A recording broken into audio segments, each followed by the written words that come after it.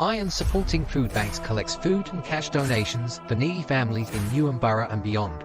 Please consider making a donation via their Just Giving page, the link for which you will find in the description section of this stream. Come on, you Irons! West Ham are massive, everywhere we go. West Ham are massive, everywhere we go. Everywhere we go. West Ham are massive, everywhere we go. West Ham are massive, everywhere we go. Everywhere we go. Good morning, ladies and gentlemen. Welcome back to the West Ham Massive. Thanks for joining us. And as I always ask you to do, please don't forget to like, comment on and share this stream to your social media platforms and subscribe to our YouTube channel if you're new around here. And don't forget to hit that bell icon to make sure you get the alerts on new content as and when it arrives on the channel. Remember, guys, all these things take a couple of seconds of your time. They're completely free of charge to you, and they will help to grow the channel. We thank you very much indeed for your support in this matter. We are here to discuss match day 8 of the Premier League, where we take the short journey across the North Circular Road to our very near and dear neighbours, Tottenham Hotspur, who we hold dear to our hearts. That said no West Ham fan ever. Apart from maybe me, I am married to a Spurs fan, as probably most of you know. She's out at the minute, so I can say what I want about her team and not sort of get things thrown at me. It's quite good. We're obviously going to be taking them on their own turf. No small feat awaits us. We'll get into that though. Yeah, I've got a little bit of a confession to make though. In terms of Tottenham, they're a team I actually. Well, I tell you what. I've got the presentation here. I should have pressed the button earlier. This is really bad. I've got the, oh Christ, I pressed the wrong bloody button. See, this is what happens when you live stream, ladies and gentlemen. This is what happens when you live stream. I need to press the buttons up. To be honest, this was an early morning thing, and I'm sort of a little bit all over the place. I can't lie. I'm gonna press that button. Is that what I want to press? Probably not. No. Okay, let me just get rid of that. You know what I'm like, right? Okay, you guys that sort of like usually frequent this particular part of the world, I usually do have little things prepared and whatever. So I'm just going to press that button. There we go. There it is. Right. I've pressed the right button now. So now I'm going to add that. There we go. Right. Okay. So I'm back in the room now, ladies and gentlemen. I'm back in the room. We'll edit this bit out. They'll never bloody know. Okay. Now I am, as I say, you can see that I'm on my own. So I am going to need audience participation as much as possible. So as we go through the different questions that will come up about the match that's about to unfold later this afternoon, lunchtime kickoff, 12:30. There will be little bits that you can jump in on. Also keep your eye on the ticker at the bottom, which will intermittently change for little bits of information that are pertinent to this fixture, such as the officials, like that. So let's start at the beginning, guys. And as I say, I'll just sort of like have a little look and see who is in words and pictures. If you are there, thanks for coming. And if you're not, then you can catch up as and when you see fit. And thank you very much for your kind words. We really do appreciate it. It's words like that that actually make it all worthwhile. When you're sort of sitting there and thinking is, we actually sort of like broadcasting to anyone. So that's good. Darren, hope you're well. Looking forward to the game, he says. Hope it's a repeat of last season. My head is saying it's a draw. I'd take that, to be honest. My fellow Gatesy, I don't know. Are we related? We may well be. You never know. Morning, Lee. Hope you are well. Come on, you Irons, indeed. Yeah, my thoughts on the opposition, and I'd really appreciate it if you guys get involved as well. Now, look, I'm gonna come at it from two angles. Okay, I'm gonna come at it from a football fan's angle, and I'm gonna come at it from a West Ham fan's angle. The West Ham fan's angle is pretty straightforward. Tottenham, I've got no real time for them as a football club. There are rivals. They're not our biggest rival. A lot of people might not sort of agree with that, but for me, Millwall always have been, always will be our biggest rivals. There's a rivalry there that runs very, very deep.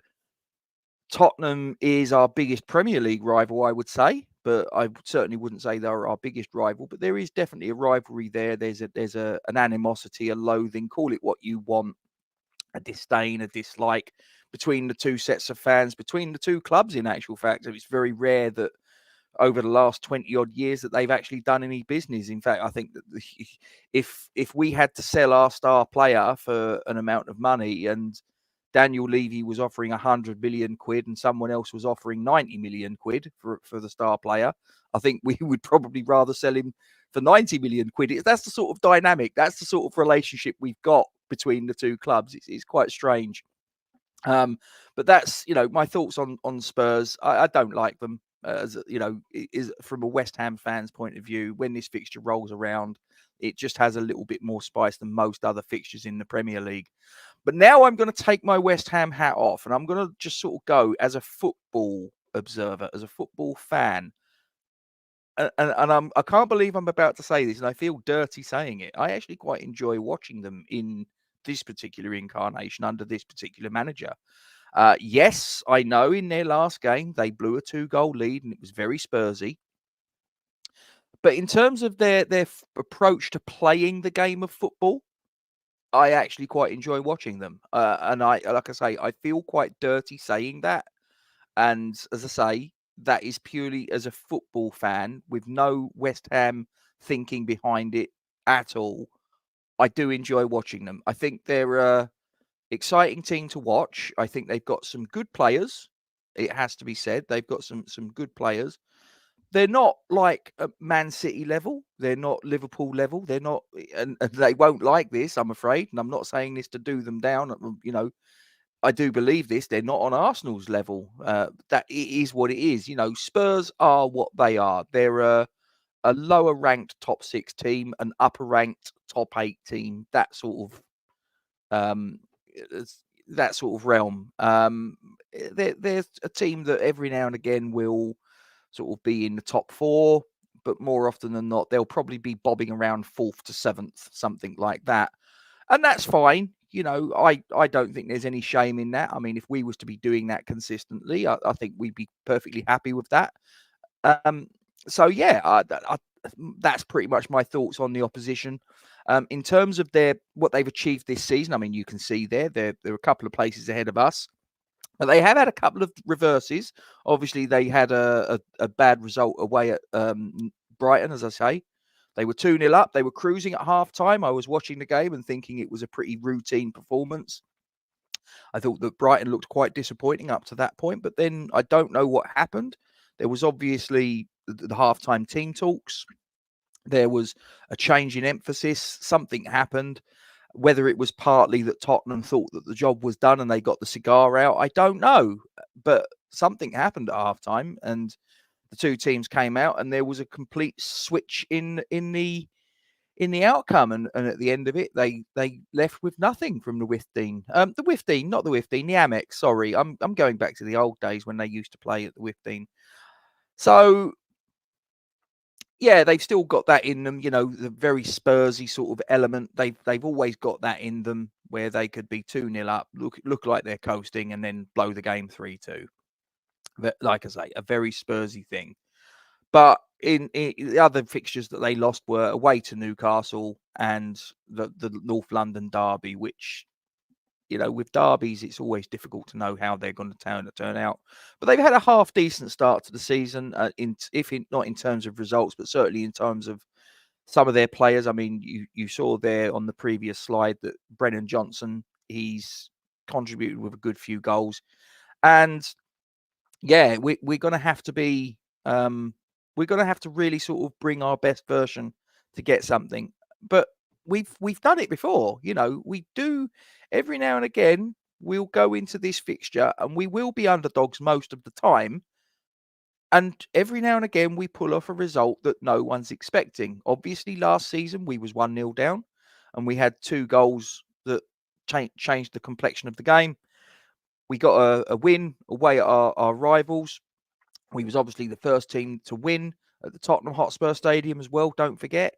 Who can forget that game? In fact, it was 4 years ago yesterday, I think it was, or 3 years ago yesterday, whatever it was, where we was 3-0 down. The clock was ticking. There was 82 minutes on the clock. We were 3-0 down. And by the time the referee's whistle blew, The game had finished 3-3 with that magnificent goal from Manuel Lanzini, pinged it into the top corner. A superb outcome. Then going back to when they was at the old White Hart Lane, who can forget the time we turned up there with no striker and we won 3-0. Ravel Morrison announced himself onto the world stage. Well, all right, maybe that's a bit of an exaggeration, but he announced himself to people that maybe didn't know who he was or possibly had doubts about his abilities. He obviously showed them who he was. Then obviously he's gone off the rails again, whatever. But it was a great result. So that's what I think about the opposition. They're a team that are we're going to be underdogs. We're going to need to bring our best version of ourselves to get the best out of ourselves. Now, in terms of who is our opposition's key player, now put it this way, he was on one of those slides that's just gone past. He's also on the thumbnail. I think again, opposition's key player for me is Brennan Johnson. He's been in fantastic form. Really, really fantastic form. Young player. He's the son of, if anybody remembers the former Ipswich striker, David Johnson, it's his son. Yeah, really, really quality player. He's stepped up to the mark. He was at Nottingham Forest before, if I remember correctly. He's come to Tottenham Hotspur. He's had to bide his time. He's got his opportunity. He's got in the first team, and he's grabbed the opportunity. He's looked absolutely tip top. I've got to tell you, I've been thoroughly impressed by him. He's direct. He's quick. He's dangerous. Good finish, and that's the player that I think, in order for us to get the best outcome possible, he's the one that we're going to need to keep quiet, because he will get opportunities. He will get opportunities. So we need to keep an eye on him. Now, in answer to the question, what would be your starting 11? As if by magic, the slide has turned up onto what my starting 11 would be. Well, that would be my starting 11. Now, do I think that's what Moyes will... Moyes, going back in time there. J-Lo will start with? Probably not. I mean, the back five is probably pretty routine and takes care of itself, barring any late injuries or anything like that. There's a debate as to whether he's going to go Alvarez or Rodriguez. He went Rodriguez against Ipswich, despite the fact Alvarez was back from his suspension. But I would put Kudus up top. I would drop Paquetá, and I would have, in front of Alvarez, I would have Somerville left, Bowen right, Souček and Soler as the central mids, and Kudus as the striker. Now, do I believe that that's what we're going to see today? No, I don't. Like I say, that's my 11, and you might have an 11, and you've got the live chat. Please feel free to get stuck into it if you want. But that would be my starting 11. I think that we've tried Mohamed Kudus on the left, and he doesn't quite look the same player. But then we've also tried Bowen up top, and I don't think he quite looks the same player when he's up top as when he's on the right. Now, I therefore think that, okay, we can't put Kudus on the right because then we're going to lose something out of Bowen. But we've not really tried Kudus as a striker. Why not? He's central. He's going to be sort of, and he wouldn't be an orthodox striker, would he? He would be what the modern people call a false nine. Maybe it'll work. Morning, Sharky. I see you there. But guys, get your comments in. I'm a little bit thin on the ground on comments. I'm talking to myself, it seems. So please get stuck in. That would be my starting 11. And as I say, you may well have a different starting 11. So now, which West Ham player will be the key to a positive result? Again, the clue was on the thumbnail. It was Emerson. And the reason is, and that may not be the first name that a lot of people would have said as a key player. You'd probably get the usual names, the Kuduses, the Bowens, players like that, maybe Souček even. But for the reason that he's going to be directly up against Brennan Johnson, and Brennan Johnson is the player that I look at on the opposition bench, on the opposition team rather, with the greatest amount of concern, then I think that his opposite number is going to be the one that we need to have the best version. Now, the concern is for me, is that Emerson, I don't think, has looked like the player he's looked in previous seasons, which he's been magnificent, let's be honest. This season, not quite so much. Now, I don't know whether he has any connection to the situation with Lucas Paqueta, or whether it's completely detached from that. I really don't know. But he's not been quite at the races. Now, okay, he looks a bit better against Ipswich, but then again, we all looked a bit better against Ipswich. And I don't mean to be unkind. Ipswich are not one of the top Premier League teams. They're not even one of the middle Premier League teams. They're not even one of the upper bottom Premier. They're going to be fighting relegation this season. In fact, it's very possible that they may even be the team that finishes bottom. They might do a Sheffield United. I hope they don't. They're a good club. I'm not wishing that on them, but there's every possibility they might. So to turn around and say he had a good game at home against a team that's probably going to finish bottom this season or thereabouts, it really isn't a big deal to me. So this is the game where we need to see players stand up. It's all very well doing it in a home game against a sort of relegation fodder team, but now you're going to be away. Now it's a London derby. Now it's against your biggest Premier League rivals at their place. The heat is on. This is where we need to see what you're really made of. So for me, Emerson really needs to step up to the plate here. That's the guy that I think needs to be tip-top form. If he isn't, Brennan Johnson's going to tear him a new one. And that's where I think we're going to have a problem. So we need to see the best version of Emerson to get the positive outcome that we need. And then we'll get down to the score predictions. Score predictions are, well, look, it's a London derby, guys. It's the old mantra, isn't it? You know, form book goes out the window. It really does. How many times has there been in a derby two teams that have come into it where you'd look at it and you'd go, this is the team on form, that's the team that's in trouble, it's this, it's that, or maybe they're two evenly matched teams and you're not quite sure which way it's going to go. It's a little bit of a pick'em.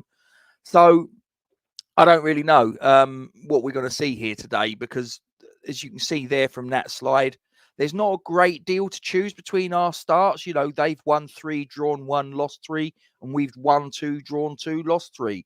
And there's only 3 places between us in the pecking order in the league standings. So there's not really much to choose between us this season in that respect.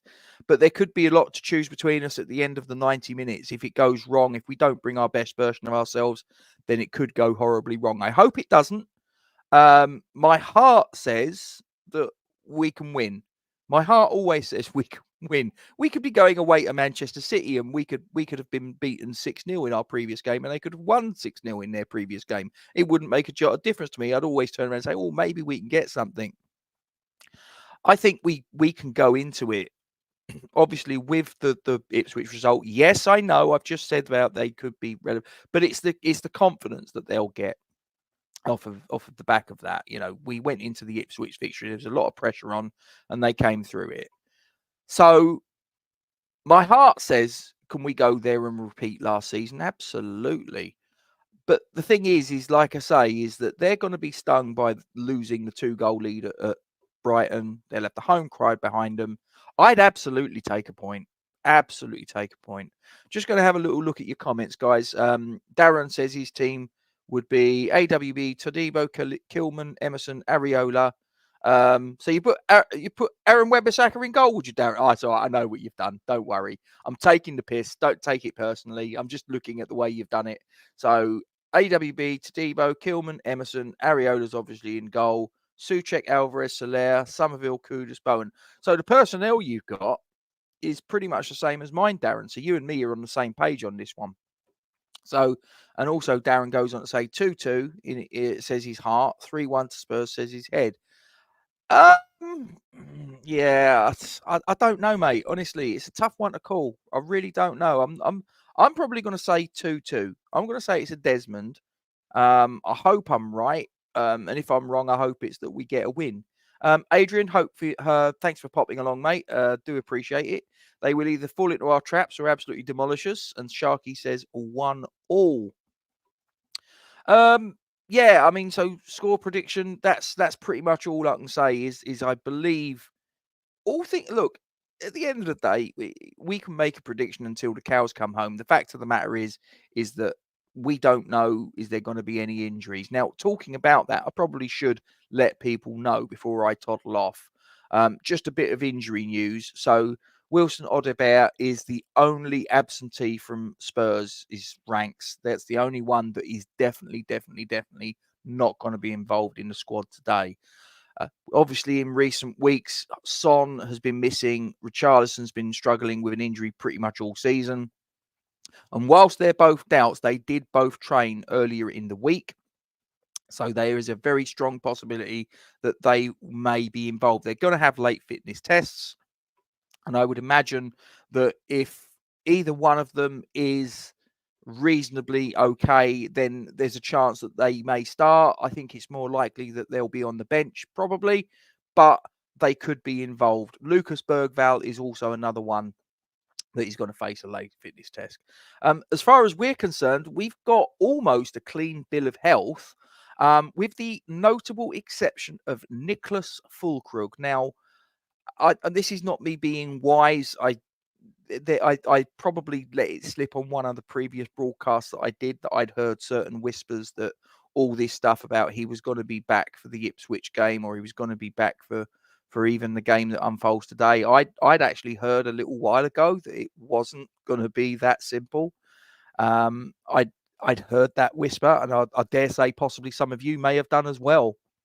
So, I mean, it's the old curse, isn't it? You know, we buy a striker with a questionable injury record, and then lo and behold, he gets injured. I mean, who'd have thought it? I mean, you know, it's ridiculous. I think he's a player that on his day is a good player. But as I say, why are we buying injury-plagued players? Hammer 84, that's a great prediction, and I hope it comes true. He would be if he was sort of coming into this fit, Sharky. As I say, for me, I think that Brennan Johnson, the form he's been in. I mean, Solanke, I've not even mentioned Solanke. I mean, Solanke, I've got to be honest with you. When he went to Spurs from Bournemouth, I did turn around and say I think he's a big fish in a small pond. But it has to be said that he's done reasonably well. Yeah, Sharky, like I say, the thing with Füllkrug is that it's not like he's had an unblemished injury record before we spent the money on him, isn't it? You know what I mean? He's a good player, but he has got an injury record that you look at and go, ooh. And what did we do? We spent 27 million quid on the geezer, and he's 32 now. As you get older, you're only going to get more injuries. So if you're getting injuries in your 20s, well, when you get in your 30s, that situation is not really going to get any better. There are exceptions, and probably Michail Antonio is one of them, because I remember sort of like he was having hamstring injuries and this and that, left, right, and centre. Now that seems to be a thing of the past. But with Füllkrug, as I say, all this stuff that was coming out of the club much earlier in the season when he first got the injury about, he's only going to be out for a short period of time, blah, blah, blah.